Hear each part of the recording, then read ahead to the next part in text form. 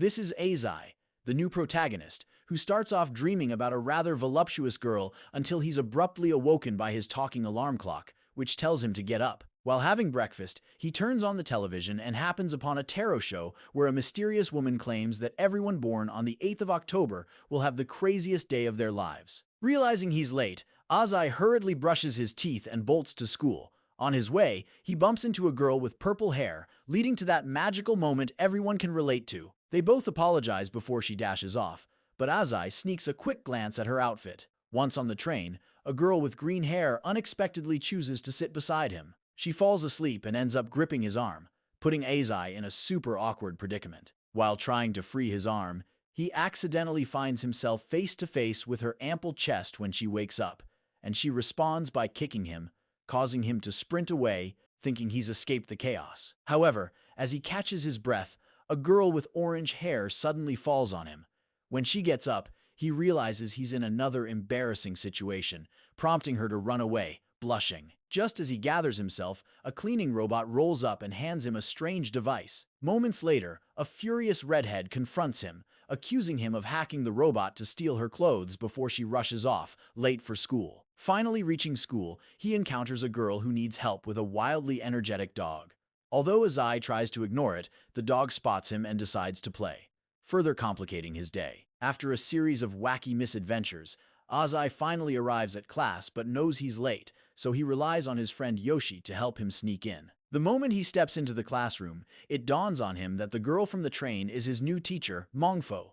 To make matters worse, all the girls he encountered earlier are now his classmates. In a quick introduction, we learn that the girl with glasses is Yuzumi, the one with white hair is Lilia, the orange-haired girl is Karen, the furious redhead is Amelia, and the well-endowed teacher is Mong. When she asks Azai to introduce himself, he accidentally receives a system update notification right in the middle of his introduction. After classes, Azai shares the day's bizarre escapades with Yoshi, who listens as he spills all the dramatic events. During gym class, Yoshi, grinning stupidly, spills all the tea about the girls and asks Azai which one he likes. The scene cuts to Lilia, revealing that she's actually a guy. Later, Azai meets Yuzumi, who apologizes for the earlier encounter. But when he tries to explain he was holding on to something of hers, he accidentally reveals the redhead's bra, leading to a slap across the face to teach him a lesson. Sometime later, as Azai attempts to grab a bite to eat, he encounters Karen, who misinterprets his earlier comment about a jubilee and thinks he means a banana for a snack. Without hesitation, she eats the banana. He then sees Lilia again, who is being chased by that exuberant dog from before. Azai tries to help, but the situation goes south, and he ends up in the infirmary, where he is treated by Mongfo, who apologizes for almost dragging him into chaos. At the end of the day, he discovers a note from Yuzumi requesting they meet in front of a beautiful tree. When he arrives, he mistakenly thinks she's looking for her belongings, only to find out she's confessing her feelings for him, leaving him in shock. On his way home, Lilia also expresses her feelings, but before Azai can respond, Mongfo appears and whisks him away. The duo hides from some guys, but as they maneuver the escape, Mongfo ends up doing some rather provocative things with Azai, and he ends up running far away from her. Next, Karen shows up, prepared with a wedding dress, ready for a honeymoon without ever getting married. Azai, switching into his cool mode, leaves her standing there. Amelia is a bit more cunning. She pretends to be an environmental protector to get Azai's signature for marriage, but unfortunately, her robot confuses the documents with trash. Later that evening, when he thinks he can finally relax, Azai receives a surprise visit from all the girls. They inform him they are now living with him until he decides who his girlfriend will be. Left with no choice, he begrudgingly accepts this unusual arrangement. They all go to dinner, treating him like royalty, but Azai sneaks off to take a shower, hoping to get rid of Karen and Amelia, who were hiding in his bathtub. After a refreshing shower, he heads to bed, but finds Mongfo hanging from the ceiling. Unable to cope with any more chaos, he decides to sleep outside. But Yuzumi apologizes and promises to give him space. Feeling guilty, he allows them to stay, but with one condicio: craziness. The following day, Yuzumi prepares breakfast for him, making him quite happy. At the same time, Amelia craves attention and tries to do something romantic with ketchup, but ends up overdoing it and gets sick at school.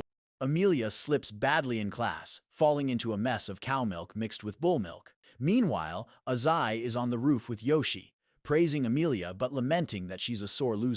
She was so upset after losing a game of rock, paper, scissors that she stayed up all night to learn how to always win, only to lose all the desserts for the month in a single bet. Azai decides to check on Amelia, thinking she might be down after her embarrassing incident at school. What he doesn't expect to find are suspicious noises coming from her room. He bursts in, catching her with a manga in hand, and she insists she was only studying certain difficult words for her pronunciation. Azai decides to help her and takes her to the library, but Amelia ends up feeling discouraged because she doesn't see any improvement after all this time. Later, he and the girls gather to discuss Amelia, who's feeling down and refuses to eat. Azai tries to cheer her up, telling her that with effort, she'll get better, even giving her a notebook with the right pronunciation. However, when the other girls arrive, they assume something different is happening in there. As the group wins a prize, they decide to visit a water park to relax. Once there, their eccentric lady boss suddenly surprises everyone, but after a bit of chaos, things settle down. The rooms are divided by gender, and the girls play ping-pong in their own way while Azai tries to have fun with Lilia until he accidentally shows her his jubilee in the water. He gets shocked when he sees that Lilia's jubilee is about 20 centimeters. A mishap reveals that Lilia is actually a girl, leading to some explosive reactions. After some time, Azai apologizes to Lilia for mistaking her for a boy. Lilia is understanding and opens up about how her father forces her to live as a boy. Azai feels compassion for her and urges her to follow her heart. The next day, she decides to confront her father and live as a normal girl, making friends along the way. Meanwhile, Azai is in the hall with his buddy Yoshi when Mongfo approaches them with an odd conversation, causing Yoshi to feel envious since he's still a virgin. Azai comments on how serious she seems, but the truth is she's completely different at home, risking him losing focus after seeing her ample figure. When Azai decides to go to sleep, he notices someone in his bed and quickly deduces it's the teacher looking for something spicy. However, it turns out to be a giant man who tries to kidnap him. Once Azai wakes up, he's in an unusual position, but luckily, he's rescued by Mongfo, who takes the opportunity to snap some pictures of Azai during their escape.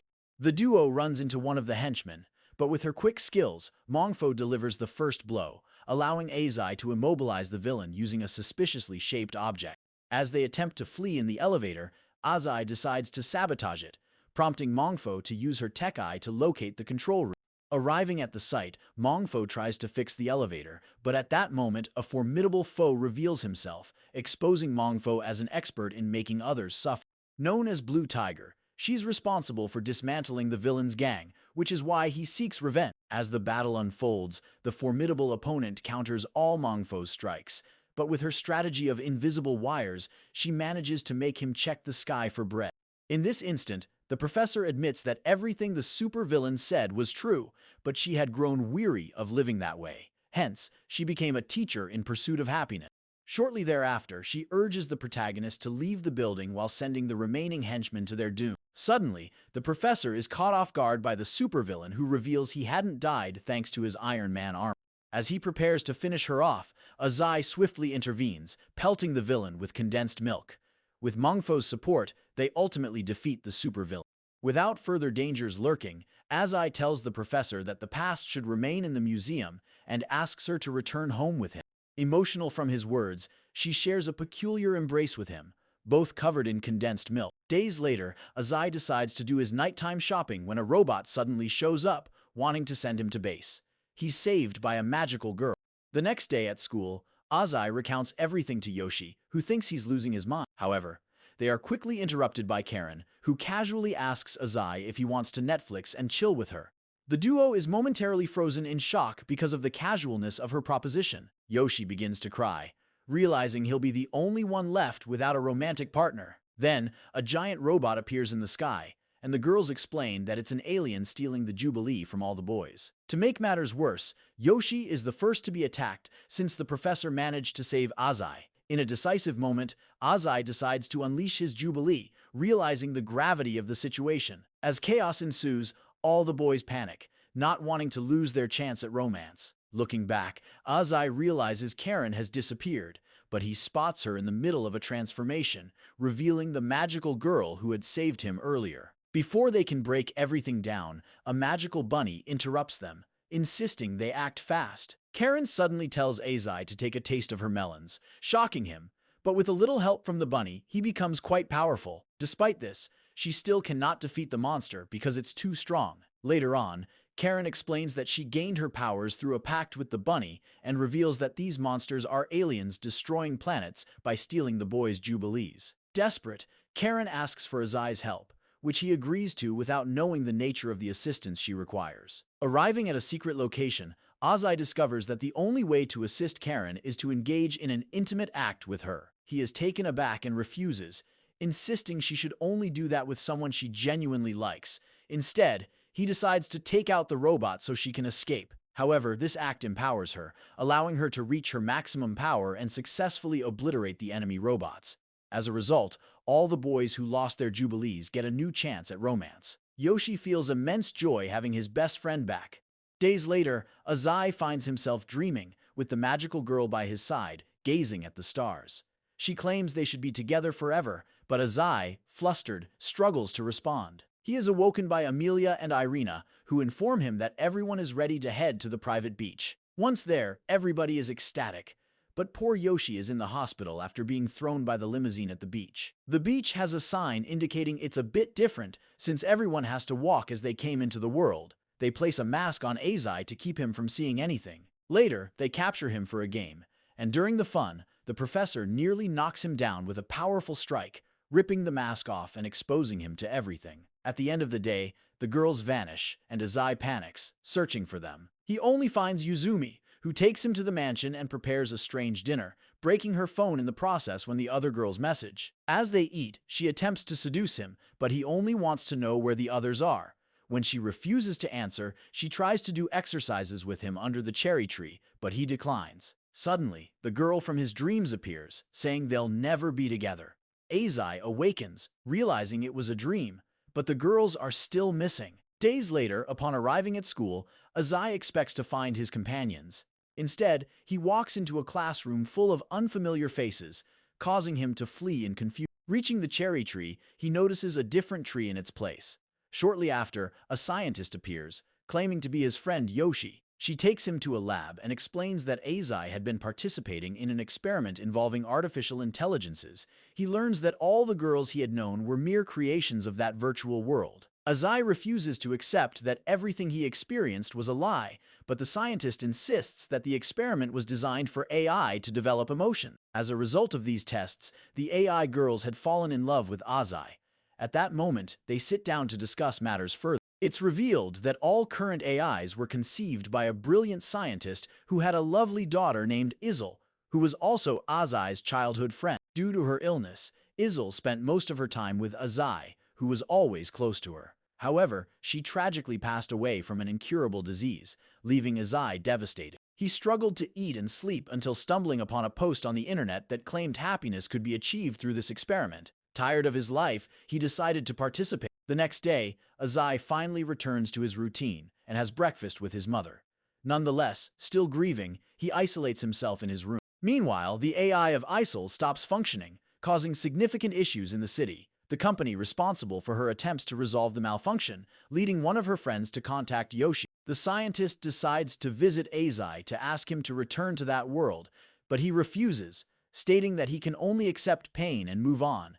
However, she begs him to return as Isil wishes to see him again. The scientist explains that Isil was created before Karen and the others, making her resemblance to Isil more significant. Just then, the alarm bunny activates and projects holograms of the girls, informing Azai that they managed to survive, thanks to the clever redhead using her tech skills. However, they want Azai to save Isil, as he is the only one capable of doing so. Suddenly, a glitch occurs and the girls disappear. The scientist's friend insists they must act quickly before the satellite is destroyed, resulting in the loss of all AIs and creating chaos in society, since they hold extreme importance. However, Azai wants to think it over since that earlier experiment had severely affected his mental health. Eventually, recalling the happy moments he shared with his friend Isil gives him the courage to tell the scientist he's ready to enter the other world again. She swiftly grabs a motorcycle and takes Azai to a mansion where the technology to send him back is located. Before entering this realm, she warns him to be careful not to get trapped there. As soon as Azai opens his eyes, he finds himself back in that world. The plush toy morphs into Yoshi, and the duo scrambles to evade robots intent on capturing them, but with the girl's help, they manage to escape although they receive a few slaps for being inappropriately dressed. They discover that Isumi and Isal have somewhat merged, with Isumi wanting to see Azai, while Isal's essence is a little less keen, stirring up confusion. Azai needs to find a way to see Isumi to resolve all the chaos, but it's incredibly risky since antivirus is in the way and would recognize him as a virus, leading to his downfall. The girls discuss a secret shortcut, but even then, the mission is highly perilous. While attempting to reach Isumi, they are ambushed by antivirus robots that send henchmen to eliminate Azai and the girl. However, they reveal untapped powers, decisively dealing with the guard. The last guard explodes, sending Azai and the professor to another area. He queries the scientist about the girl's unusual behavior, and she explains they were programmed but developed genuine feelings over time. The professor materializes, and they dash to find the other girl. Upon arrival, they face a colossal antivirus and a legion of henchmen. Yoshi takes a beating, but Azai manages to turn the tables, fending off attackers. When they get close to reaching Isumi, a powerful villain reappears to obstruct them, but the professor swiftly neutralizes him, opening a gigantic door. They find Isumi, but someone must stay outside, sacrificing themselves for the mission. Isumi decides to remain and fight the enemies, expressing her affection for Azai despite her being an artificial intelligence. She kisses him and pushes him through the door just as other antivirus robots arrive to take her down. On the other side of the door, Azai and the girls find themselves in a school. His enthusiasm is dampened when he is wounded by one of the antivirus robots. They must hide to administer first aid. During this process, Karen asks Azai about the real school experience since they have only known a false world. Azai reflects on how he hadn't attended school for months since Isil's passing. He shares that the joyful moments he's had with the girls in this artificial world have been healing for him. Just then, Amelia mentions they found another way to proceed, leading them to climb countless staircases to reach the top of the building. At this point, the group witnesses the serious state of their world, with antivirus robots patrolling everywhere. To get through the door, one of the girls must sacrifice herself. Karen and Irina offer to defeat the antivirus, assuring they won't die anytime soon. Meanwhile, Azai and Amelia make an effort to locate Isumi. Eventually, the pair discovers a hidden library with an elevator. While they're inside, Amelia becomes melancholic, reminiscing about Isle, and declares her gratitude to Azai for all his kindness. Back with Karen and Irina, they face off against antivirus robots, but through memories of Isle, they find strength. Unfortunately, both end up perishing in the conflict. Amelia senses their loss while Azai kisses her and expresses his gratitude for everything they shared. Now it's her turn to sacrifice herself for him. She pushes Azai toward a secret passage. On the other side, he meets Isumi, who is seemingly frozen. Azai conveys his desire for them to escape together, yet she insists on showing him memories of Isle, where they chat about their plans after high school. Visiting a supermarket, Isle admires a blue necklace but lacks the money to buy it.